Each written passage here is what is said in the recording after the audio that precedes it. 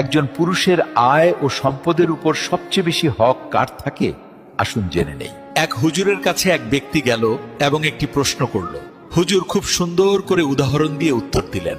হুজুর বললেন, যদি একটা পুরুষের কাছে তার পরিবারের কাউকে খাওয়ানোর মতো মাত্র এক বেলার খাবার থাকে, আর সেই সময় তার ঘরে তার মাও ক্ষুধার্ত, তার বাবাও ক্ষুধার্ত, তার বোনও ক্ষুধার্ত, তার ভাইও ক্ষুধার্ত, তার মেয়েও ক্ষুধার্ত, তার ছেলে ক্ষুধার্ত এবং তার স্ত্রীও ক্ষুধার্ত, তখন ওই এক বেলার খাবারটা শুধুমাত্র তার স্ত্রীকে দেওয়া তার জন্য ওয়াজিব হবে, কারণ ওই খাবারের ওপর বাকি সবার চেয়ে স্ত্রীর হক বেশি।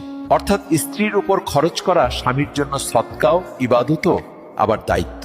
কারণ স্ত্রী হলো এমন এক আত্মীয় যে আপনার রক্তের সম্পর্ক নয়, কিন্তু তার বিশ্বস্ততা দেখুন কত গভীর।